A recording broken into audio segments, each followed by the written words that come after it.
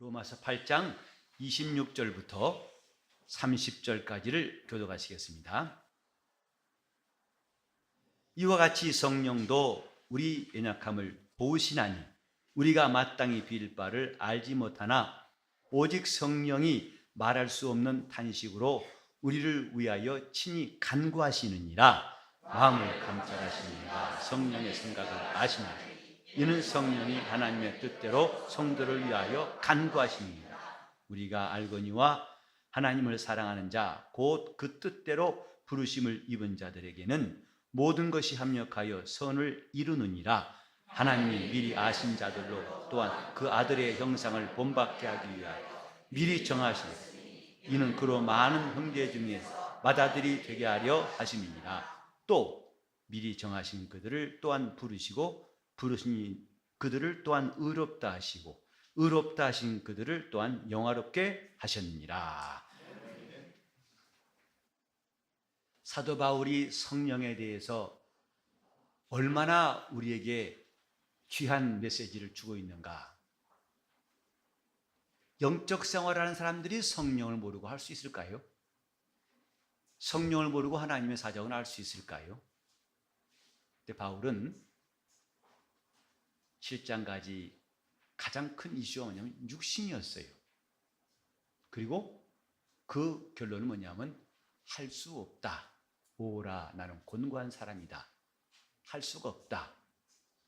그런데 그 막다른 골목에서 찾은 답이 뭐냐? 성령이었어요.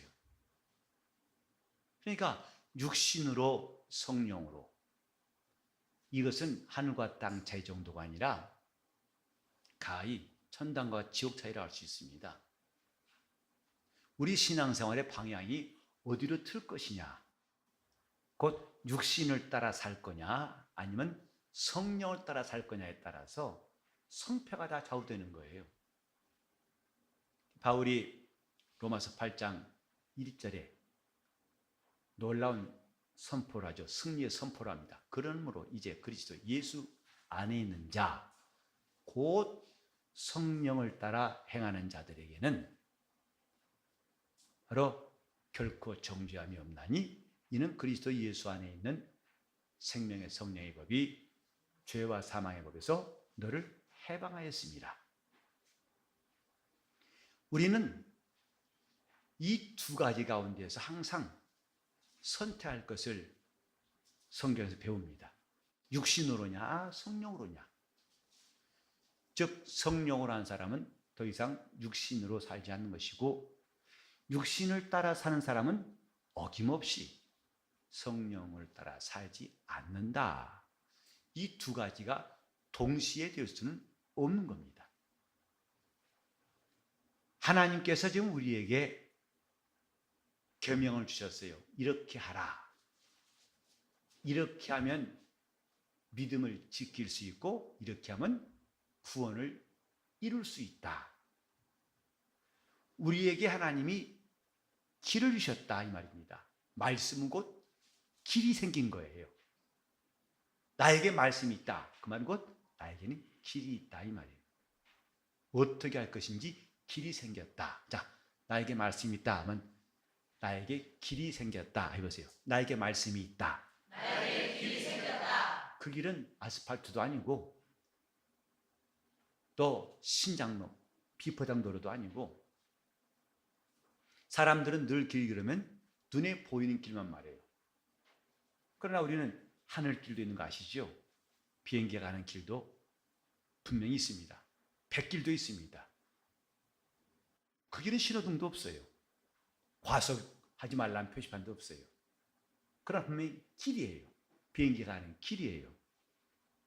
우리는 이걸 본다면 더 이상 길 그러니까 안내판이나 생각하고 또 아스팔트나 연상하기 쉽지만 그게 아니라 하나님 말씀은 내 마음에 그분이 만들어 놓으신 길이에요. 시편 기자가 말했듯이 주께 힘을 얻고 마음에 시온의 대로가 있는 자는 복이 있도다. 자기 마음에 길이 났는가 이 말이죠. 이제 여기 대표 기도로 나오신 분들 보면은 아마 기도를 앞두고 준비하시는 모습 보면 평소에 저런 모습이면 신앙생활 참 잘하겠다 싶어요. 나와서 기도하는 게 좀 쉽지는 않죠. 평소에는 마음 놓고 편하게 기도하시더니 왜 이럴 때만 와서 나와서 마치 입학시험 앞두고서 몸부림치는 수험생 마냥 기도 긴장이 되고 기도 준비해야 되고 기도 불안하고 기도 어떻게 할까. 근데 그 가운데서도 하나님의 도우심을 구하고 사모하는 모습이 참 보기 좋습니다. 근데 그 기도도 처음에는 참 막막한 그런 기도가, 그래서 한치 앞도 안 보이죠. 한마디 하면 끊기고 한마디 하면 끊기고 그런 경험이 있다 없다? 있다고 말할 수밖에 없죠. 그 기도하다가 턱턱 막히죠. 정말 안 막히고 내려가면 참 다행이죠. 근데 어떤 때는 기도하다가 중간에 딱 막히면 캄캄합니다. 앞이 안 보이고, 물론 눈 감았으니까 앞이 안 보이겠지. 그래도 눈 감든 말든 앞이 캄캄해요. 어떻게 기도할지 몰라요. 그런데 그 기도 생활을 하고 하다 보면 나중에 그 기도할 때 할 말이 보이는 거 아세요? 기도할 말이 앞에 있어요. 기도하라고, 이렇게 기도하라고 마치 미리 답을 써놓고 답대로 쓰라고 한 것처럼, 지난번에 은행 갔더니 뭘 쓰래요. 뭐 서약서 같은 거 봤더니요, 답이 그림자로 싹 돼 있어요. 이게 그렇게 쓰라고. 확인하였음, 잘 들었음. 그냥 그 직원 보고 그랬어요. 시험도 이런 시험 참 100점 맞겠습니다 그랬어요. 얼마나 좋아요. 뭐라고 쓸까요? 다 써 있어요. 희미하게 다 써 있습니다. 잘 이해하였음. 이랬으면 되는 거예요? 그렇게 쓰라는 거예요. 그처럼 기도도 이제는 하나님 앞에서 처음에는 그렇게 한 발 가면 한 발 막히고 깍두기처럼 똑똑 끊기더라도 그 다음부터는 열려요. 기도할 말이 떠오르게 하신다고요. 그거 분명히 여러분 경험하시면 느꼈어요. 진짜입니다. 떠오릅니다. 하나님 말씀이 이렇게 우리 마음에 떠오르고 그 말씀이 우리가 갈 길을 밝게 보이시는 거예요. 그래서 성령으로 기도하라 말씀을 더 잘 이해할 수 있어요. 즉 성령께서 어떻게 기도할지를 마치 여기에 희미하게 내가 써야 할 그대로 답을 다 써놓고 그대로 쓰시오 한 것처럼 성령께서 우리에게 기도할 것을 가르치신다고요. 여기 뒤에도 나옵니다마는 우리가 마땅히 빌 바를 알지 못하나, 마땅히 기도할 것을 알지 못하지만 성령께서 우리 속에서 말할 수 없는 탄식으로 우리를 위해 간구하시나니 했어요. 하나님 말씀은 길이에요. 말씀이 있는 사람은 길이 생긴 겁니다. 그러니까 우리는 하나님 말씀을 잘 듣고 그 말씀을 받아들이되 그 말씀이 내 길이 되게 하세요. 내가 말할 때도 말할 것을 미리 내게 주시고 그 말 한 대로 되게 하고, 기도할 때도 내가 어떻게 기도할지 못하지만 그분이 기도하도록 이렇게 감동하시고 미리 답을 써놓은 것처럼 그렇게 기도하신 대로 따라 기도한다면 너무 쉽지 않겠어요? 그게 가능합니다. 말씀은 곧 길입니다. 우리는 이렇게 하나님 앞에서 영적 생활하는 것이 다른 사람 볼 때는 참 막연해요. 눈에도 안 보이는 하나님을 어디다 찾고 어디다 기도하고 뭘 얻을 것인가, 어떻게 얻을 것인가, 참 그들 볼 때는 이해가 안 될 겁니다. 그런데 신앙생활은 길이 있기 때문에 그 길 따라 우리 기도가 상달되고 그 길 따라 하나님의 응답도 온다는 것을 우리는 분명히 압니다. 길이 생겼느냐 이 말이죠. 육신을 따라 사는 사람들에게는 이런 길이 보이질 않아요. 성령을 따라 사는 사람들에게는 길이 보인다 이 말이에요. 그래서 더욱 담대히 나갈 수 있는 이유가 됩니다. 왜 담대하냐? 따라합시다. 길이 보이기 때문에. 그러니까 괜히 담대한 게 아닙니다. 뭐가 보인다고요? 길이 보이기 때문에 그래요. 수험생들에게 만약에 답을 미리 알 수 있다면 용감하게 시험 볼 겁니다. 너 시험 볼 때 떨리니? 아니요. 왜 안 떨려? 답을 아니까요. 이런 수험생들 본다면 여러분이 신앙생활도 저렇게 하면 참 담대하겠다 느끼시겠죠? 왜 담대합니까? 그러면 여러분 또 다시 반말하세요. 왜 담대합니까? 그게 아니라 길이 보이게. 그래서 길이 보이는 사람은 이렇게 우물쭈물하지 않습니다. 자, 길이 보이기 때문에. 그렇죠. 우리는 지금 이런 영적 생활을 하도록 성령께서 믿는 자에게 임하신 거예요. 너희를 고아와 같이 버려두지 않겠다 하셨어요. 고아가 뭐죠? 그는 앞길이 막막한 자입니다. 왜? 자기를 양육할 부모가 없어요. 도와줄 사람이 없어요. 그래서 불쌍한 사람의 대명사라 그러면 성경은 고아와 과부예요. 도울 자가, 사람들은 많지만 다 남들이고 도울 자가 없습니다. 근데 하나님은 고아와 과부의 재판장이시다. 그렇게 불쌍하고 가련한 사람이지만 그들의 재판장, 그들을 도우시고 그들을 불쌍히 여기시고 그들의 말을 들으신 분이다 이 말이죠. 사실은요, 성경에 말하는 고아와 과부, 내가 고아라는 사실을 인정할 때 비로소 주님 만날 수 있어요. 아, 나는 고아가 아니야. 나는 출신이 달라. 쟤들이야 뭐 어렸을 때 부모 이렇게, 나는 부모님 다 계시고 난 고아가 아니야. 아니요. 자신이 고아인 줄 아느냐 이 말이에요. 그래야 너는 주님이 도우심 받을 수 있다 이 말이죠. 나는 고아라 이 말이에요. 하나님의 도우심 없이 살아가는 인생은 고아일 뿐이에요. 나는 고아다. 이런 고백이 있을 때 우리는 비로소 그분을 온전히 만날 수 있습니다. 우리는 빈들에서, 빈들이 뭐냐? 단 한 가지도 생존할 조건이 없는 곳이 빈들이에요. 물도 없고 양식도 없고 거할 곳도 없고 도와줄 사람이 없어요. 빈들입니다. 그런데 주님은 그 빈들에서 떡 5개와 고기 2마리 가지고 이적을 베푸셨어요. 우리 영적 생활에 빈들이 필요합니다. 우리는 때때로 지금까지 의지했던 것이 하나 둘씩 끊겨가지고 절망스러울 때가 옵니다. 그때 우리는 절망이라고 생각하지만 사실은 영적으로 본다면 굉장히 좋은 기회예요. 왜? 그곳은 빈들이고 빈들에서 주님 만날 수 있어요. 빈들에서. 주님의 이적은 빈들에서 나왔다. 저 하인도 많고 음식도 많고 포도주도 많은 궁궐에서 주님은 이적을 행하신 적이 없어요. 주님의 이적은 빈들에서. 그 성경에도 심령이 가난한 자는 복이 있나니, 심령이 가난한 사람, 그들에게는 천국이 저희 것입니다.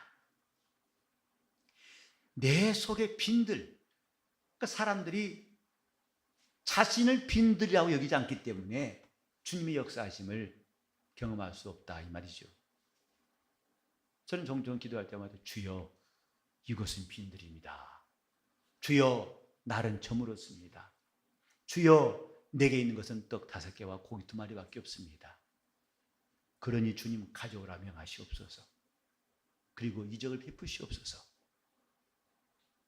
그런 기도할 때가 종종 있어요. 그건 제가 스스로를 초라하게, 주여 나는 형편이 이렇습니다. 나는 참 불쌍합니다. 그 자기 신세를 하소연하려는 것이 아니라 내 영혼의 현 주소를 깨닫고, 그래서 이제는 그분이 손을 펴시기를 간절히 기도하는 것 중에 하나이지, 내가 얼마나 불쌍한지 주님 아시잖아요. 나 안 불쌍해요 주님? 떼쓰는 게 아닙니다. 빈들에서 주님 만날 수 있어요. 빈들에서. 우리는 아무것도 나를 돕는 자가 없다 할 때 그것이 낙심할 수 있는 장소가 아니라 자기 영혼을 위해서는 주님이 일하시는 빈들이 되게 해야 됩니다. 빈들에서 빈들의 이적이 오늘 우리 삶 가운데도 얼마든지 나타날 수 있는 것은 이와 같이 우리 연약함을 도우신 분이 계시기 때문이에요. 빈들의 이적, 이건 2000년 전에 있던 사건으로 끝난 일회성 사건이 아니라 오늘날도 동일하게 우리 삶 가운데에서 나타나실 주님의 약속입니다. 자, 따라합시다. 빈들의 이적을, 빈들의 말은 불만 상하지 마시고 빈들의 이적이 있게 해달라고 기도하세요. 주님, 지금 내가 있는 이곳이 내 형편이, 내 사정이, 내 처지가 빈들입니다. 다시 한번 주여, 이곳은 빈들이오니 이곳은 빈들입니다. 아무것도 의지할 것이 없는 생존할 수 있는 조건이 전무한 곳이란 뜻입니다. 곧 인생이 볼 때는 답이 없는 곳, 길이 없는 곳이란 뜻이에요. 그런데 주님은 거기서 역사하신다 이 말이죠. 빈들이 될 때, 날이 저물었을 때, 사람들은 더 이상 할 수 있는 길이 없다고 할 때 주님은 비로소 자, 이제 그럼 내가 시작한다. 자, 이제 내가 일어나겠다. 너희는 가만히 있어라. 성령이 누구신가? 사도 바울은 그분이야말로 우리의 이김 되십니다. 우리는 절대적으로 육신이라는 이 착고에 매여가지고 육신의 정욕을 이길래야 이길 수 없는 절망적인 상황에서 그런 인생 역전 정도가 아니라 완전히 지옥 생활에서 천국 생활로 역전시키시는데 그 이김의 근원이 누구시냐? 성령이시다 이거예요. 죄와 사망의 법에서 해방하여 생명의 성령의 법으로 우리를 살게 하신다 이 말이죠. 그러니까 믿는 자들이 성령을 얼마나 의지하고 사모할 것인가가 무척 중요한 겁니다. 우리는 성령이 역사하신다는 것, 성령이 감동하신다는 것, 성령이 도우신다는 것, 이것을 그 누구보다도 잘 알고 그분의 손길을 경험할 수 있어야겠습니다. 이게 신앙생활이에요. 저는 말씀 전하는 자로서 정말 이런 일들을 종종 경험해요. 저로서는 답이 없는 일들. 마지막, 이제는 막다른 골목이라 할 수밖에 없는 그 순간, 그때마다 하나님이 저를 도우시고 제가 하는 일들을 인도하시는 걸 느껴요. 여러분들 생각에는 설마 하겠죠. 그러나 저는 내가 이 시간에 무슨 말을 해야 하는지, 내가 어떤 증거를 해야 하는지, 어떤 분은 제가 딱 쓰면 그냥 줄줄줄줄줄줄줄 나올 줄. 목사님 뭐 걱정도 안 하신다면서요? 아, 거기 딱 쓰면 다 나오는구나. 수돗물 나오듯이 나오는 게 아닙니다. 그러려면 그렇게 줄줄 나온다면 내가 원래 걱정합니까? 염려할 것도 없죠. 그러나 저는 대단히 캄캄하고 앞이 안 보일 때가 많습니다. 이 시간 무슨 말을 해야 하는지 정말 캄캄할 때가 많다 이 말이죠. 근데 그때마다 하나님이 나를 도우시는 일들을 저는 한두 번 아주 참 많이 간증할 수 있어요. 제가 한 번은 멀리 의정부 쪽에 신방할 때, 그때는 나갈 때 그런 마음을 가졌어요. 오늘 하루 종일 신방할 때 오늘이 히브리서를 해야겠다. 히브리서를 1장부터 아주 한 단락씩 순서대로 평소에 그런 게 아니라 그날따라 그런 감동이 와가지고 첫 집 가서 여기서까지 딱 동그라미 친 데까지 딱 잘라서 하고 그 다음에 또 순번대로. 근데 마지막 집, 그 슈퍼마켓 한 집이었어요. 그 집 갔을 땐 해가 뉘엿뉘엿 6시경이었습니다. 그럼 대부분 주부들이 장 보러 나올 때 아니겠어요? 저녁 식사 때문에. 바쁠 때인데도 그든 목사는 신방 온다니까 가게 문 닫고 나온 거예요. 집에 와가지고 신방을 봤는데 이제 찬송하다 보니까 해피론 순서가 아주 으시시한 말씀만 나오는 3장로예요. 그 시체가 광야에 엎드린 자가 누구냐? 듣고 순종받은 자가 아니냐? 노하심을 격동케 하지 말고 삶과 믿자는 악심을 품고 살아계신 하나님께 떨니까 조심하라. 이런 말씀이 해당 순서예요. 그래서 제가 찬송하면서도 건성이요. 야, 이걸 걔대로 처음에 한 대로 해? 아니면 오늘은 이거 설마 아니니까 바꾸지. 해, 마 계속 갈등하고 있었던 겁니다. 이제 전사님 기도 끝날 때까지 갈등한 거죠. 해, 마 그냥 계속 나가 아니면 근데 이거 하자니 진짜 정말 고민스럽더라고. 왜? 은혜로운 말이 여러분 이따가 집에 가보세요. 3장 부분은요 은혜로운 말이 없어요. 다 으시시한 말씀이지. 결국은 아니야 순번대로 하자. 결론이었어요. 왜냐하면 안전하게 하려면 딴 데 가야 되는데 오늘 시작했으니까 오늘 아침에 나올 때부터 하기로 했으니까 하자 하고 자 하나님 말씀 읽겠습니다 하고 읽는데요. 슬금 눈치 봤더니 그 두 내외 안색이 말씀이 아니에요. 저도 걱정스럽죠. 아닌 게 예상했었죠. 이거 어떻게 하더나. 속으로는 야, 괜히 욕심, 괜히 고집 부렸나? 좀 바쁠 걸 이게 무슨 내 고생을 사서 한다냐. 어쨌든 다 읽었어요. 보니까 이러고 있어요. 매맞기로 결심하고 기다리는 사람 같아요. 이제 무슨 폭탄 떨어지나 하고 이제 알아서 맞으려고 한 사람 마냥 비 맞은 닭도 아마 그보다는 덜 초라할 거예요. 참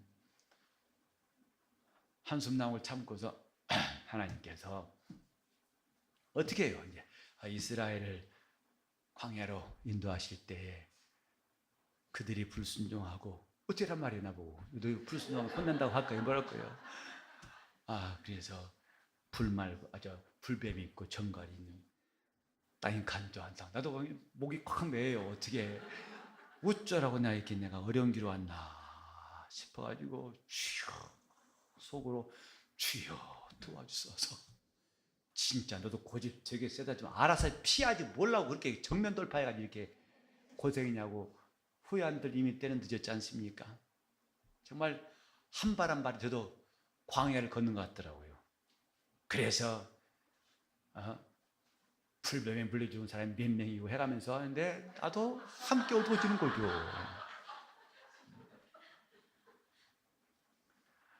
참 캄캄하더구만요. 앞이 안 보이더구만요. 그런데 그렇게 말하다가 이스라엘이 그 광야를 지날 때에 하나님께서 낮에는 구름 기둥으로 밤에는 불 기둥으로 이끌어 가심에 그들은 하나님이 이끄시는 데로부터 뭐가 반짝대요. 이끄시는 데로 하는데 갑자기 어두운 데 광명이 비치더라고요. 거기서 또 뻥 뚫린 거죠. 우리 삶은 광야입니다. 여기서 그대로 살면 자기 고집 부리면 이렇게 하나님이 진노하심에 빠질 수밖에 없지만은 해가면서 하나님은 그 가운데에서 구름 기둥들을 이끌어 주셨습니다. 마치 지남철이 딱 놓인 순간에 그 옆에 있던 흙 속에 있던 쇳가리만 탁탁탁 달라붙듯이 그 힘에 끌려 나오는 것처럼 이스라엘이 이렇게 광야를 지나면 마침내 가나안 땅 들어갔던 것입니다 하니까 얼굴이 환해져요. 자, 우리는 이제부터 이 광야 같은 세상에서 흙더미 속에 왜 옛날에 대장간 가면 대장간 앞에 쇠를 단련하고 받으면요 그 앞에 흙에 쇳가리가 붙어 있거든요. 막 섞여 있거든요. 거기다가 지함처럼 좌석만 되면은 흙가루는 쫙 떴는데 쇠가만 싹, 그건 이렇게 하면 쭉 따라와요. 쇠가루 이렇게 어렸을 때 그 재미있게 놀았던 경험이 있어가지고, 우리가 과연 이 세상에서 그 흙 같은 흙 알맹이가 될 것이냐, 아니면 쇠가루가 되어서 지남철이 되는 순간에 확확 달려올 것이냐. 영적 생활은 하나님께 끌어가신 역사를 경험하고 그분에 끌려오니까 아멘, 아멘. 아이고, 제가 그때 만 27년 전인데요, 정말 지금도 생각하면 참 신기하고 감사해요. 하나님이 우리 앞에 길을 열어주신다는 게 얼마나 신기합니까? 내가 길을 열어가는 것이 아니라 그분이 길을 열어주시는 거예요. 이게 하나님의 도우심이다, 이 말이에요. 하나님의 도우심, 길이 없는 땅이에요. 근데 그분이 길을 만들어 주신다, 이 말이에요. 분명히 사람들은 아무것도 없어요. 그러나 하나님은 거기에 있게 하신다, 이 말이죠. 분명히 사람들에게는 안 되는 일이에요. 근데 그 일을 되게 하신다, 이 말이죠. 이것이 그분의 도우심이에요. 주님 말씀하셨죠? 할 수 있거든이 무슨 말이냐? 믿는 자에게는 능치 못할 일이 없느니라. 사람들은 안 된다고 하는 그 일들이 너희에게는 해당 사항이 없느니라. 사람이 할 수 없는 그것을 하나님은 다 하실 수 있느니라 하고 말씀하셨어요. 여기에 성령께서 우리 연약함을 도우시나니, 성령의 도우심이 무엇일까? 우리가 여기를 보고 저기를 봐도 도무지 길이 안 보일 때, 아, 그분은 내 앞에서 길을 열어주신 분이다.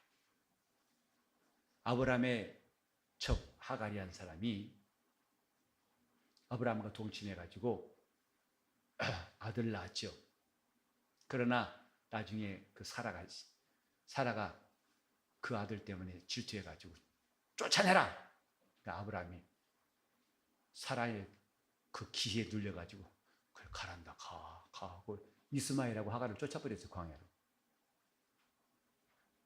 광야에 쫓겨나간 이스마엘하고 하갈이 더 갈대지하죠. 물도 없고. 그때 하갈이 광야에서 소리쳐옵니다. 하나님, 나 어떻게 합니까? 이곳에서 나와 내 아들은 죽습니다. 어떻게 합니까? 하나님께서 그 하갈의 말을 들으셨어요. 그리고 그들 앞에서 샘물 있게 하시니라 하고 성경이 말씀했습니다. 비록 아브라함은 본처는 아닐지라도 이스마엘을 낳고 이스마엘과 함께 쫓겨난 하갈에게도 하나님 앞에 그가 소리쳐 기도하니까 메마른 땅에서 하나님 샘물을 예비하셨다 하고 성경에 말씀했어요. 하나님의 도우심이란 것은 있는 걸 주신 것이 아닙니다. 없는 것을 있게 하신 분이라고 그랬어요. 죽은 자를 살리시며 그랬어요. 인간은 자기가 가진 것, 이미 있는 걸 나눠줄 뿐입니다. 그게 도움이에요. 그러나 하나님의 도우심이란 것은 없는 것을 있게 하시는 분이에요. 안 되는 것을 되게 하신 분이에요. 할 수 없는 것을 하게 하신 분이에요. 사도 바울이 야, 이제는 살았다. 곧 나는 이렇게 곤고한 사람, 내 속 사람은 하나님의 법을 따르고 내 육신은 죄의 법을 따르고 서로 다투고 싸우느라고 나는 매일매일 피곤하고 항상 곤고한데 살 길이 생겼다. 그리스도 예수 안에 있는 생명의 성령의 법이 내 안에 있음을 알았다 하고 그가 선포할 때에 그 바울의 감격이 어땠을까? 그냥 간신히 길을 편 정도가 아니죠. 완전히 일방적인 게임.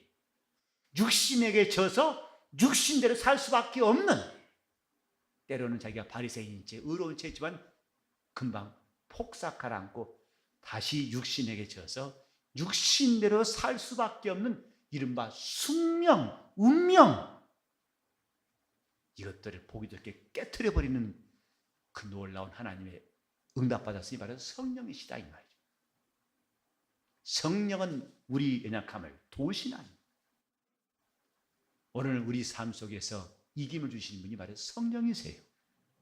성령은 역사하신다. 어떻게? 우리의 연약함을 도우시나니. 우리는 그분의 도우심이 없다면 숙명적인 사람 될 수밖에 없어요. 운명적으로 우리는 육신에게 져서 육신대로 살 수밖에 없고 마침내 그러면 너희는 반드시 죽을 것이다 하는 판단을 피할 수 없습니다. 그러나 우리가 사방으로 우겨싸움을 당할지라도 쌓이지 아니하고 답답하고 힘든 일을 당할지라도 낙심하지 않는 것은 우리 속에 이김이 있다 이 말이죠. 자, 나에게 이김이 있다. 여러분들은 성령은 연약함을 도우신다 이렇게 하세요. 나에게 이김이 있다. 나에게 이김이 있다. 이기는 힘이 있다 이 말이죠. 말이 좀 힘드니 다시 바갑시다. 나에게 이기는 힘이 있다. 여러분은 똑같아요. 똑같은데 갑자기 방황하시면 다시 한번. 답은 똑같아요. 문제는 좀 바꿨지만, 자, 나에게 이기는 힘이 있다. 주숭숭하다. 성령은 연약함을 도우신다. 나에게 이기는 힘이 있다. 이것이 우리가 예수 안에 들어와서 발견한 새로운 법입니다. 성령은 우리 연약함을 도우시나니. 그러니까 이제는 연약함마저도 핑계할 수 없게 하신 것이다 이 말이죠. 육신이 약해서요 라고 핑계하지 말라는 거예요. 왜? 그분이 연약함을 도우시기 때문이다 이 말이죠. 하나님께서 우리에게 주신 믿음은 바로 이런 겁니다. 그가 우리 연약함을 도우시나니.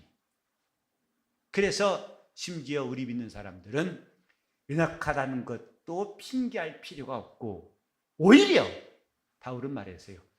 내가 부득불 자랑할진대 내 연약함을 자랑하리라. 왜냐하면 그 약함을 통해서 하나님의 강하심이 드러납니다 하고 말씀했습니다.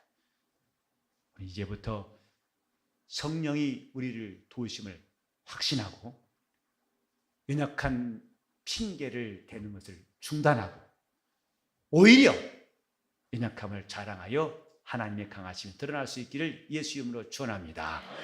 통성 기도하실 때 내가 성령으로 연약함을 날마다 도움받기를 간절히 사모하시면서 하나님의 도우심으로만 살려고 결심하시면서 통성으로 기도하시겠습니다. 하나님 아버지, 우리가 성령의 사람이 되게 하여 주시옵소서.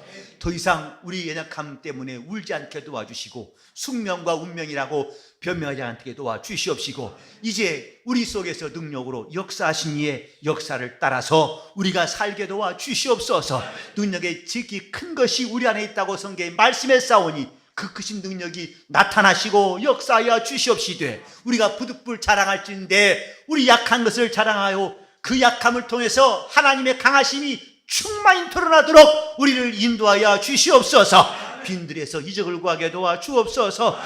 여전히 하나님은 나의 신이요 능력이심을 고백하게 도와주시옵시고 우리 성도들이 저 하나님 나라 갈 때까지 끝까지 이기는 성도들 다 될 수 있도록 우리 하나님의 성령으로 우리 모두를 도와주시옵소서. 어른부터 아이까지, 아이부터 어른까지 우리 온 교회가 하나님의 성령으로 살게 도와주옵소서. 예수 이름 받들어 기도를 드리옵나이다.